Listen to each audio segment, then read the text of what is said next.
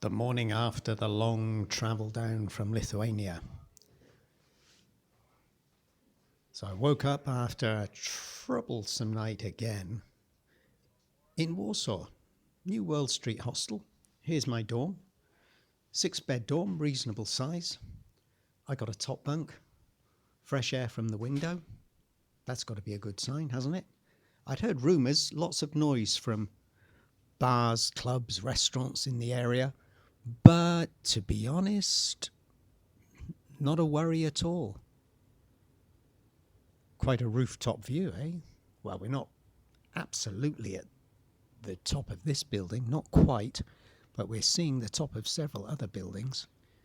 There's that Palace of Culture and Science, which we walked past on the way from the train station. Pretty much anywhere and everywhere you're going to be in Warsaw, you'll see that.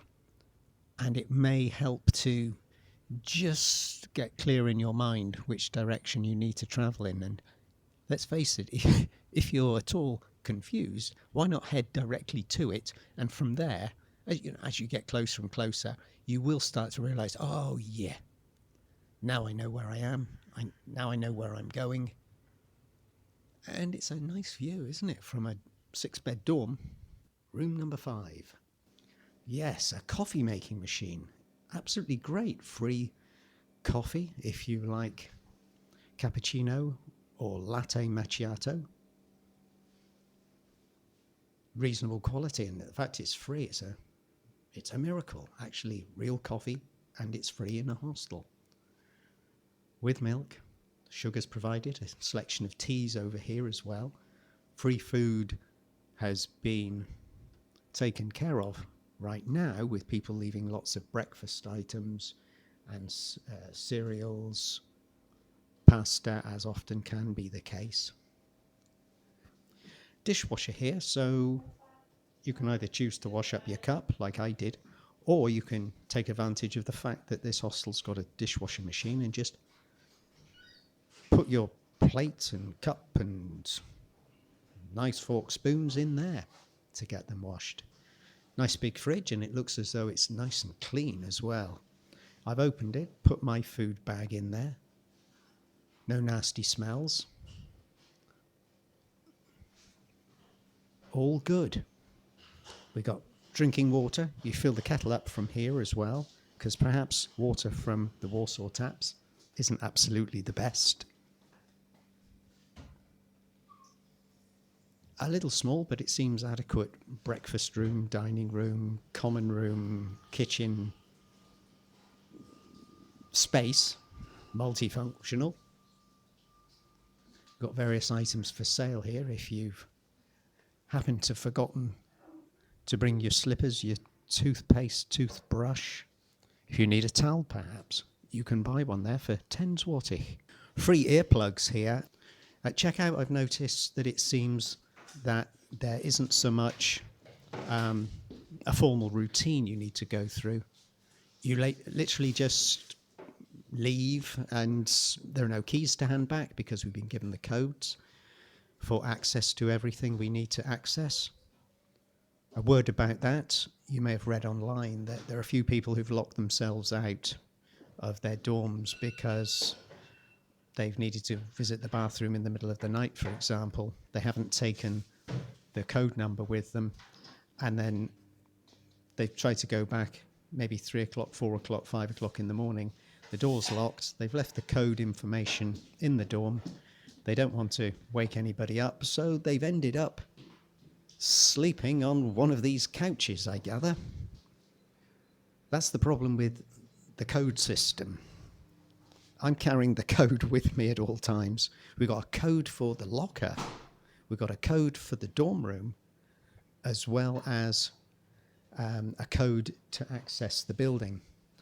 And the code for the dorm room is a rather long one. So, yeah, when you're sleepy, getting up early in the morning, you can easily, or through the night, you can easily end up locking yourself out. But luckily, I was a bit warned in advance, so to speak, so I was prepared for it, even though when I arrived last night, I was pretty exhausted. And boy, I'm sleepy. after 7 nights of not much sleep. As I say, the room was really hot. We had a guy in there who was sick. I mean, the guy can't help it, but he was sneezing, coughing, blowing his nose through the night. It's life. It's hostel life, isn't it? So it's all very relaxed here. There's nobody, it seems, on reception much of the time. I guess because the process suggests to the owner, the manager, that they don't actually need a physical human at reception. You might query that yourself and think, well, people do have questions and they do like the human interaction. We got a friendly cleaning lady here who's quite obliging and will try to do her best, but English isn't her strong point. But if you happen to speak Polish or Russian or Ukrainian, you'll get on absolutely fine and there'll be no worries, as we say. And I've had breakfast. I wasn't going to, but I had a cup of coffee because I was just thinking, God, I need to get going. I was going to go to the train station and get some onward tickets sorted out, find out the latest on travelling into Ukraine from Poland, for example. But I'm just so tired. I mean, a week of bad sleep can start taking its toll, especially if you're out doing your thing every day, trying to be a tourist week after week, and then you get hit with a bad week of little sleep. It's backpacking life as well as hostel life, isn't it? So I'm taking things a little bit easier because I do want to be sort of observant, fresh, alert, and vaguely human for when I meet an old friend this afternoon for a cup of peppermint tea and maybe a slice of cake. We'll see what we end up doing. And yeah, I'm just listening to my body a little bit right now and seeing how we go. So,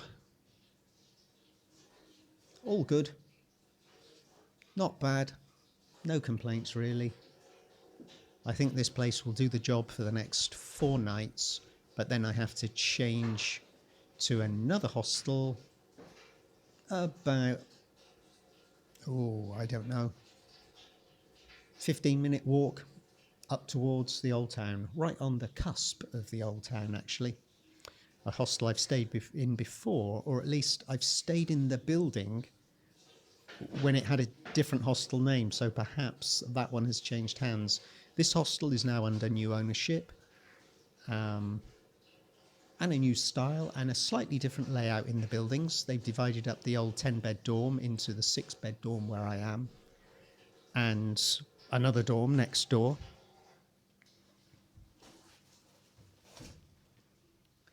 Space here to dry your laundry, you may have noticed earlier. I think that one's a private room. Down here we've got the bathroom facilities, and this isn't going to keep everybody happy. Yes, the boys and girls are separate, just in case there's any mischief or just a bit of uncomfortable feeling, particularly for the ladies. There are certain hours where they encourage you to not use the bathrooms because they're trying to clean. The same with the kitchen. Understandable in a way. Perhaps the times might not be ideal for when you like to take a shower or when you think you might like to have breakfast. But from what I've observed, what the cleaning lady does is she works around you as much as you're asked to work around her. And, for example, this morning, in effect, the reality was that although it looks on paper as though for 30 minutes you can't use the kitchen facilities, it was only about 5 minutes while she'd cleaned the floor and she just wanted people to allow it time to dry. So if you can't wait 5 minutes to have your breakfast, it's got to be give and take, hasn't it? And if you're not that kind of person, generally, what are you doing in a hostel? There's unfortunately a lack of fresh air in the hostel generally, and a lack of ventilation, which is really noticeable in the bathrooms in particular, showers and toilets, Phew. But what can you do about that? The hostel itself has got to work within the limitations of the building, doesn't it? Therefore, if you're super fussy, I would say, well, don't stay in a hostel. If you've stayed in hostels where, fortunately, there are well ventilated bathroom facilities, then yeah, you'll always go back and think, well, that one had windows in the bathroom and toilets. Why can't everyone have? Well, buildings are made differently, aren't they? Just like we're made differently. And our expectations can be different from one another. Okay, I've given you the little tour. It is a small bijou hostel. It's not, from what I've gathered so far, a sort of sociable atmosphere. There are lots of people here really, not wanting to talk and hoping that you don't interact with them. There are a few others who are a bit more like the backpackers of old. You'll find your niche and you'll find your people who suit you. And if you want to be left alone for whatever reason, this is a hostel where you can be left alone, I gather. There's no effort by the hostel itself to bring people together. And why should a hostel have to do that anyway? We're human beings. It's down to us if we want to or not want to interact with one another, isn't it?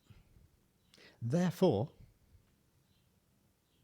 I'm going to end it there and probably get my lazy ass over to the train station to see if I can sort out what on earth's going on with the trains between here, Krakow, Przemysl, close to the border with Ukraine, and then an onward train to Lviv.